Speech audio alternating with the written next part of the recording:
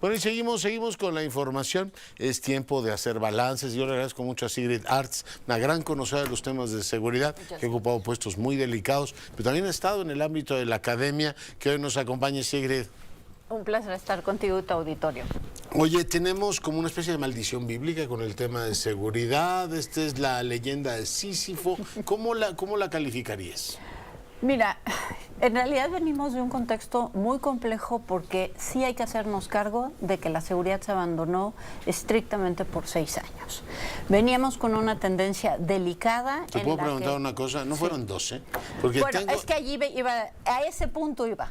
Porque, de hecho, empezando con Peña Nieto, la única inversión que se hizo en materia de seguridad fue en tecnologías, pero todo lo demás de trabajar en el terreno de la prevención, de la justicia, de la procuración y administración de justicia, no se ha hecho en 12 años. Y en 10, que es un dato peor, se ha mantenido el grado de impunidad y solo el 1.2% de los delitos que se acusan se investiga. O sea, es la perfección, pero al revés. Exactamente. O sea, usted cometa un delito, no lo va a perseguir nadie. Nadie. Las posibilidades de que alguien tome las cartas en el Ministerio Público para que salga a perseguirte es los casos emblemáticos mediatizados, pero si no, las instituciones no son capaces de investigar y castigar. Déjame traer a colación a un gran amigo tuyo y mío, que ya no está y lo recordamos con enorme cariño en Navidad. Decía, en México es más racional ser delincuentes y lo que es raro es que no sea la mayoría de delincuentes, porque es lo más fácil, ¿no? Robar y que no te agarren,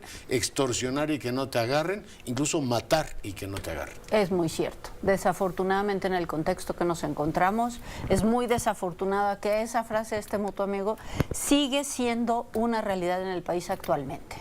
Oye, bueno, está ese, digamos, proceso. El gobierno de Peña Nieto lo que hizo fue reconcentrar las funciones de seguridad en gobernación, las compactó y nunca funcionó del todo.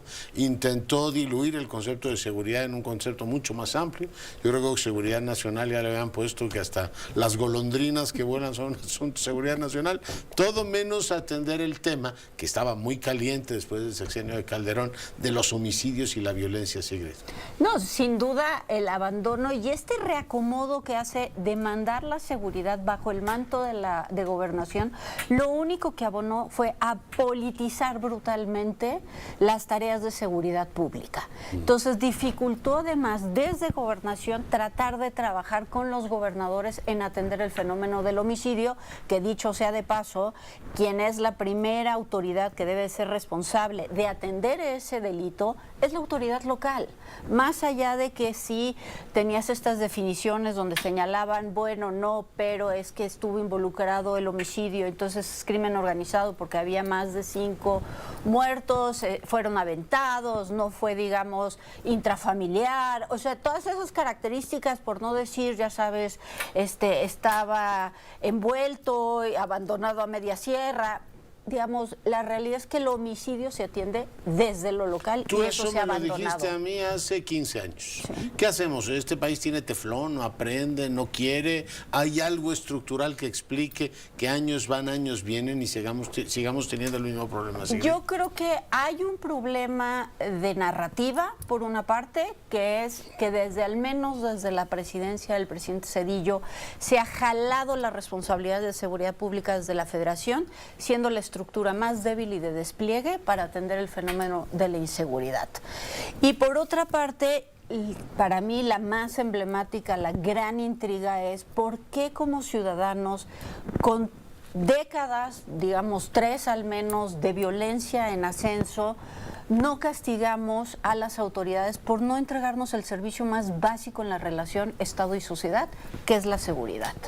No pagan un costo, entonces autoridades vienen, pasan y nadie ejecuta a través del voto un castigo de que no tenemos seguridad. Peña probablemente lo pagó, pero López Obrador administró la agenda. No, fue un genio en administrar la agenda, en el emblema abrazos no balazos, que el mensaje en subtítulos fue: yo, señores, no voy a ir atrás de ustedes, no los voy a perseguir, acomódense y repártanse el pastel.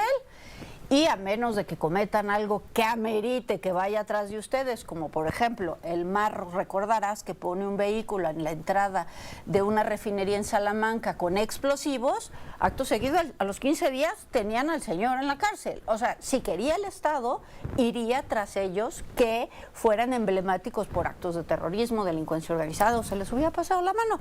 Pero la realidad es que se lavó las manos el presidente Andrés Manuel López Obrador. Y así pensaban seguir jugando efectivamente ese juego hasta que pues llegó y detuvieron al Mayo Zambada, ¿no? Y se lo llevaron, es decir, así querían seguir y le dijeron, antes de que se vaya usted, le recordamos que sí hay delincuentes. Yo creo que tomemos la relación con los vecinos. Yo creo que hay dos razones efectivamente por las cuales hacen ese acto de llevarse al Mayo Zambada. La primera de ellas es para demostrarle que con México o sin México, las autoridades norteamericanas tienen capacidad de negociación con los criminales y van a pagar el costo político y se los van a llevar. Entonces, el mensaje era clarísimo, ¿no? Y la segunda es, como no cooperaste 6 años y la siguiente presidenta de la 4T quiere seguir esa misma ruta, hello, este es el mensaje. Y ahí está, efectivamente. Bueno, a partir de ahora, ¿cómo podría redefinirse una relación de seguridad funcional con los Estados Unidos? Recordar que, bueno, tuvimos la iniciativa Mérida, después se intentó revisar, después tuvimos un entendimiento bicentenario que quedó hecho trizas después de lo que acabamos de comentar. ¿Hacia dónde crees que se van a mover? Porque es un componente fundamental de la estrategia mexicana. ¿Qué hacemos con los vecinos? Mira, lo primero que tendríamos que movernos es que nos quitemos las cargas ideológicas con respecto a la soberanía. Tenemos que entender que este es un fenómeno absolutamente transnacional y que en el combate al crimen organizado, si no se comparte información entre las agencias norteamericanas, entre las agencias canadienses, entre las agencias europeas, recordemos que hace un par de semanas España disolvió una célula en un área importante del cartel de Sinaloa, ¿no?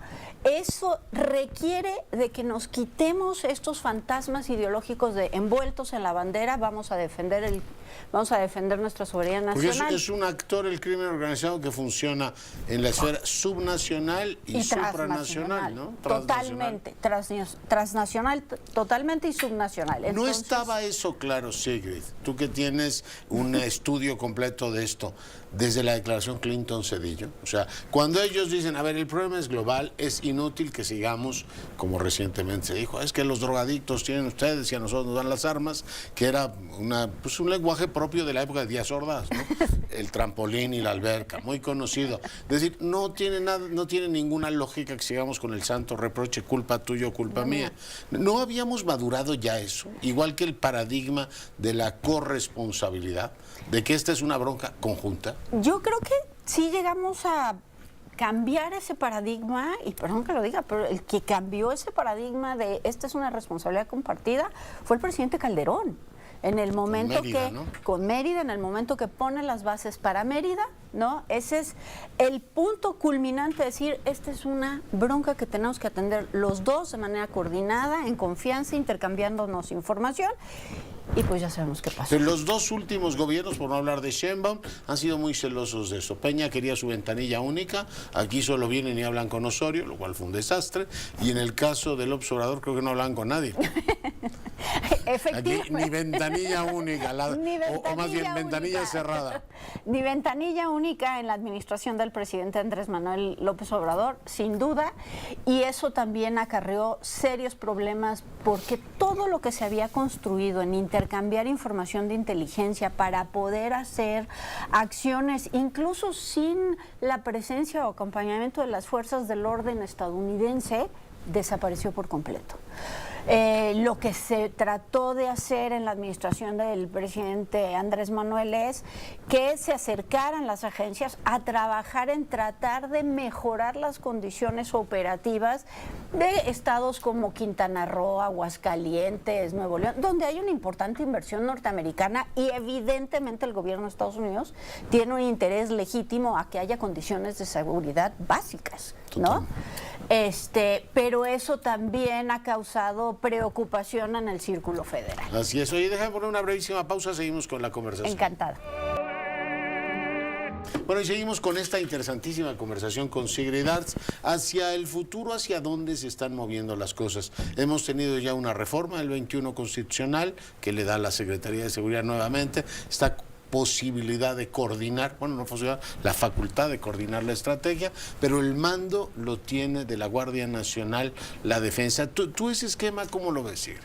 Mira, yo ese esquema lo veo desafiante en términos de al menos 3 elementos. El primero de ellos es que quien coordina recibe una secretaría bastante magra en términos de capacidad. Esa es la realidad de lo que le entregan en términos de tubos, tecnologías y espacios para operar. Además le tusaron el presupuesto, ¿ah? Además le bajaron 36% al presupuesto. Señalan que es porque se trasladó a la Guardia Nacional a formar parte de la Sedena. La realidad es que la Guardia Nacional, por efectos administrativos, fue vino entre todos los pleitos legales que hubo en la administración del presidente Andrés Manuel López Obrador. Lo segundo es, pues hagámonos cargo que quien va a decidir las acciones estrictamente operativas va a ser la Guardia Nacional a través del jefe del Estado Mayor Conjunto en la Sedena y en el mejor de los casos en coordinación con el secretario de Seguridad Pública Civil. Pero lo que estamos viendo, por ejemplo, al día de hoy es la Guardia Nacional en su estrategia de los primeros 100 días, tiene una presencia importante en la zona de Tierra Caliente, Michoacán, y es una presencia donde hay muchas horas hombre pretendiendo disuadir a quienes extorsionan en la región de los limoneros, pero una vez que la pregunta es, y no vamos a ir a agarrar a los malosos que están en la extorsión, es que en el narcomenudeo. La Guardia, uno de los temas del balance que se saca es un cuerpo nuevo, pero detiene poco, investiga poco y tiene pues más esta presencia disuasiva de aquí estamos y somos muchos, ¿no? Ahora, allí hay un desafío, porque en la administración del presidente Andrés Manuel López Obrador, la orden fue no se confronten.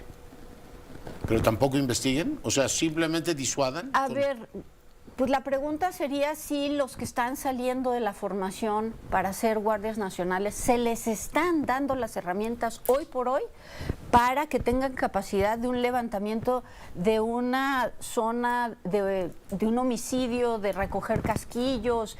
Esa no es la formación que están recibiendo todavía.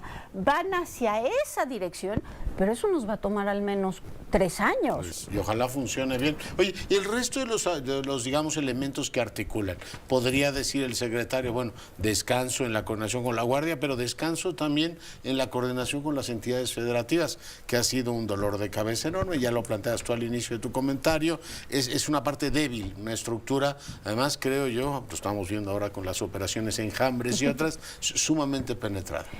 Mira, yo creo que la apuesta inicial, el secretario ha sido muy abierto, el secretario García Harfuch ha sido muy abierto en señalar que hay que hacer un fortalecimiento en las policías, particularmente en las policías estatales. Actualmente el partido en el gobierno, Morena, gobierna el 70% de la población, tiene 22 gubernaturas y lo que uno esperaría es que se esté coordinando con las secretarías para también darles elementos a través del CISEN, que no perdamos de vista que el titular del CNI es una persona de las confianzas del secretario y el secretariado ejecutivo del Sistema Nacional de Seguridad Pública con Marcela Figueroa. Entonces yo creo que los 3 pilares a los que le apuesta el secretario de Seguridad Pública es sin duda el CNI, la Secretaría y el secretariado para fortalecer y anclarse con las policías en contrapartida de lo que puedan ir aprendiendo, capacitándose y que hagan más tareas de investigación más allá de la presencia disuasiva. Uno de los efectos de la centralización del poder es que ahora el Poder Judicial también va a depender de alguna manera del Ejecutivo, de la coalición que gobierna, lo digo sin ironías, directamente. Puede haber este tema orgánico que aquí en la ciudad funcionó muy bien, ¿no? La jefa de gobierno era también la jefa de la fiscal, que dice que era autónoma, ahora es su consejera asesoría jurídica. El tema a nivel federal es que no necesariamente es cierto que Gertz vaya a tener esa función de coordinación con García Harfuch, con el general Trevilla, etcétera. ¿Cómo ves la Fiscalía General de la República? Te doy un ejemplo de lo que yo interpreto con la operación Enjambre que traes a cuenta. Es a todos los detenidos se ha dicho públicamente de parte del secretario García Harfuch que están vinculados con homicidios, con extorsión, con vínculos con la Unión Tepito, con la familia michoacana o con el cartel Jalisco Nueva Generación, y sin embargo todas las acusaciones las lleva el fiscal estatal José Luis Cervantes. Perdón, pero desde 1997 tenemos la Ley Federal contra la Delincuencia Organizada que le toca ejecutar al fiscal. Entonces, para mí es una señal clara y limpia de que el fiscal general de la República no se va a coordinar. Está ahí. Y bueno, pues otro tema, el del vínculo entre política y criminalidad. Digo, ahí tú puedes tener pececillos de colores, es decir, agarramos a una presidenta municipal, pero el asunto puede llegar bastante más arriba, ¿no? No, sin duda, porque tú no tienes... El dinero de las campañas condiciona todo, ¿no? Bueno, el dinero de las campañas, si tú no puedes tener los niveles de penetración e impunidad y manto de protección con el caso de las extorsiones y los homicidios, si eso no está caminando más arriba, sin importar el color político, ¿eh? Aquí la verdad es que el crimen organizado ha hecho muy bien su trabajo político e ir apostándole a los que son los liderazgos locales y los tenemos tutti frutti. Controla, efectivamente, así está. Oye, nos quedan 2 minutitos. El órgano encargado de la inteligencia financiera. Se supone que en la época de Peña Nieto iba a jugar un papel importante, después López Obrador entró con gran fuerza diciendo les vamos a pegar ahí donde más les duele el dinero, pues resulta que el dinero no se los tocaron, ¿eh? Las cantidades de dinero que decomisaron son verdaderamente tristes y ahora cumple una función más política que técnica. Yo diría que desde la administración del presidente Andrés Manuel López Obrador hizo una función política porque fue un músculo para amenazar, ¿no? Y abandonó en esta lógica de yo no les voy a afectar sus riquezas y yo los voy a dejar que ustedes trabajen y se organicen y se pongan de acuerdo en los territorios. Te lo pregunto retóricamente por no dejarlo. O sea, ¿se puede conciliarse una estrategia sin tocarles el dinero a los criminales? No, no se puede tocar una estrategia exitosa sin cooperación internacional, un marco jurídico aplicable, el aseguramiento de los bienes y uno de los más importantes por los niveles de violencia, el cierre de la frontera del norte a sur con el armamento hormiga que estamos recibiendo. El poder de fuerza que ellos tienen hoy, incluso en varias áreas, es superior a las 2 secretarías de la Defensa y Marina. Pues así estamos, mi querida Sigrid, un placer como siempre tenerte con nosotros. Es un placer Feliz estar Navidad, contigo. feliz Igualmente. año. Sigrid Arts, para fortuna nuestra, el día de hoy conversando con usted. Leonardo Curcio en Fórmula. Y bueno, seguimos con la información.